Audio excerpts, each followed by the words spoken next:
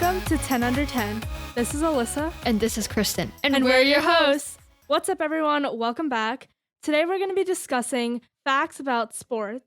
And so we're going to be doing 5 facts about our personal opinions on sports. And we searched up the most random facts about sports. So we're going to be sharing those with you guys. That's right. So before we get into the facts, I'm a Mets fan and so is my family. We've been fans since my brother and I were born. And bonus fact, Mets is short for Metropolitan, which relates to the Metropolitus, which means the chief city. Our first fact, the Mets symbol has many hidden meanings. For example, the bridge is intended to represent the 5 boroughs. The church spire on the far left symbolizes Brooklyn. The second building is the Williamsburg Savings Bank, at the time Brooklyn's tallest, next to its Woolworth building. The Empire State Building and the United Nations Building is on the right, and the blue and orange colors acknowledge National League teams, the Dodgers and Giants, respectively, who left the state for California in 1957. I think that the Mets symbol is pretty cool, unlike the Yankees. But personally, I'm a Yankees fan. Oh, so I'm sorry about that. My family, we are a big fan of football, and I'm a New York Giants football fan along with my family. And my dad's always been a big sports fan, and so my brother and I have been supporting the Giants since we were little, just like Kristen with the Mets. The Giants have won 4 Super Bowls so far, and they've been in 1987, 1991, 2008, and 2012. So it's been about 10 years since they've won their last Super Bowl. And they have a couple of nicknames. One of the Giants' nicknames is the Big Blue, and that comes from their blue uniform. Another nickname is Big Blue Wrecking Crew, which is a nickname given to the defensive team in the time period 1986 to 1990, so it's not really relevant anymore. And they've also been referred to as the G-Men and the Gin. That's pretty interesting to hear about.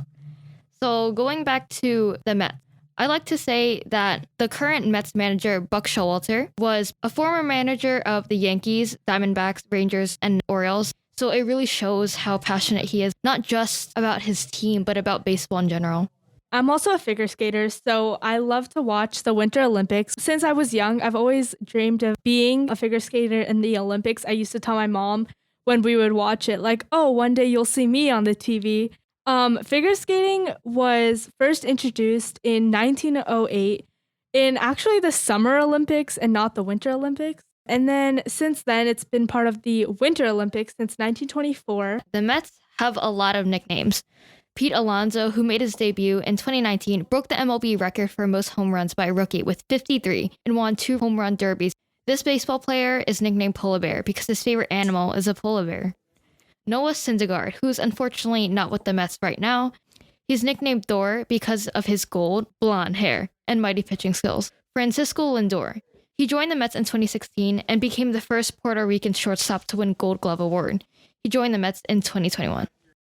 He's nicknamed Smiley because he always smiles, and I think that's really nice to hear about because all of these players, they seem so unstoppable in their baseball careers, and then they have these like ridiculous nicknames that just makes it like they're actual humans too. That is so interesting. Hearing about all this is so new to me.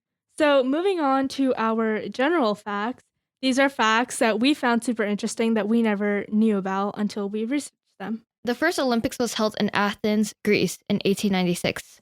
I think it's pretty interesting because Greece and Rome, they both had competitions in the past where people fought to their death. And right now it's a more humane sports competition. So have you ever held a golf ball? You probably have, but have you really sat there and counted how many dimples it has? On average, a golf ball has 336 dimples, which is shocking because it's so tiny. And these dimples are supposed to allow the ball to travel farther in the air. This isn't even all of them. Some golf balls have an average of 300 to 500. That's a really random but cool fact. Golf has been played on the moon. On February 6, 1971, astronaut and golfer Alan Shepard turned the Apollo 14 landing site into a driving range. He performed a one-handed swing with a 6th iron, sending a golf ball flying through the moon's low-gravity atmosphere. I wonder if the dimples had any impact there. That's so interesting to hear. So in 1943, the Steelers and the Philadelphia Eagles, which are both NFL football teams, they had lost a lot of players because their players were serving in World War II. And due to this, the two teams combined to form a single team, and they named themselves the Steagles for that season. That's really cool. Eileen Gu is an American-born Olympic freestyle skier. Since 2019, she's been competing for China. It's pretty interesting because it just shows how passionate she is about her home country, even though she's American-born. Not only that, but she got a 1580 on her SAT. Yeah, that shows like how interested she was in skiing and that she balanced out her life so well. So, those were our 10 facts of the day. And it would only make sense to wrap up our episode with a BuzzFeed quiz, which will find out which Summer Olympic sport we should try by crafting a meal throughout the day. So we're going to pick all of our favorite foods to see what sport we should be playing. So I guess we'll see how this goes. Okay, the first question here is pick a breakfast. I hate avocados. I'm probably going to have to pick egg. Lots of protein. Yep. And actually, I don't like avocados either. So I would definitely not pick that. I picked pancakes because I love to eat sweets. The next one is choose a lunch. I would probably choose a nice sandwich. That's interesting. I would pick probably a slice of pizza. The next question is to pick a snack. I would probably pick fruit. That's a pretty good option. I personally hate popcorn. Interesting. And so I picked a pretzel. The next question is pick a beverage. So I don't drink coffee. I don't think kids our age should be drinking coffee, but it does taste good on occasion. So I think water is classic. Yeah, I picked water too. We both drink milk in the morning. I enjoy coffee, but I feel like you would get sick of it. And I think water's a better alternative to that. Pick a dinner.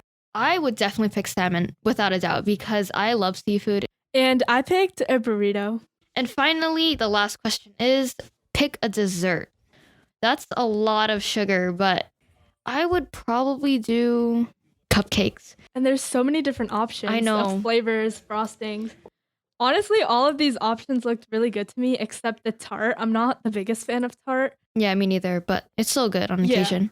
So I went with soft serve because there's so many different flavors of ice cream, and you could have different cones, like styles, like a sugar cone or a waffle. Okay, I'm going to pick cupcake and let's see our results. I got tennis.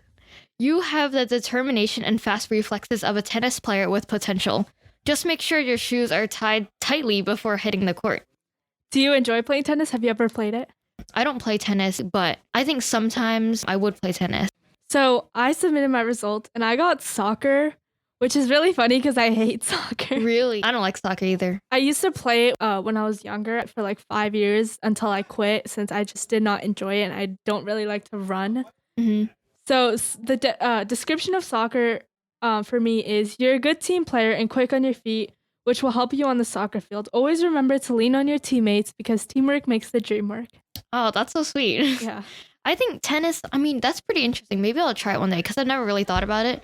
My friends, they do tennis, but I prefer badminton. But I guess that's the only thing I really played that's close to tennis. So I might try tennis in the future. Yeah, but they're similar. You could probably find a team or something to join. That's true. Okay, so before we say goodbye to you guys, I'd like to discuss another link, which is Twitter.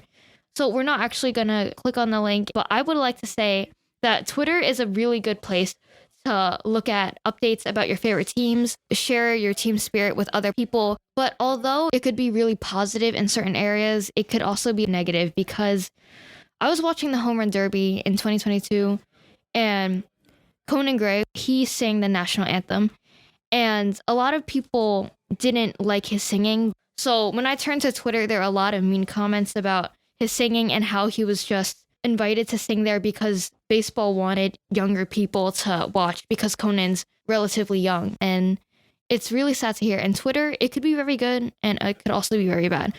But I think all these people work super hard. And instead of trying to find the negatives, we should find the positives. That's right.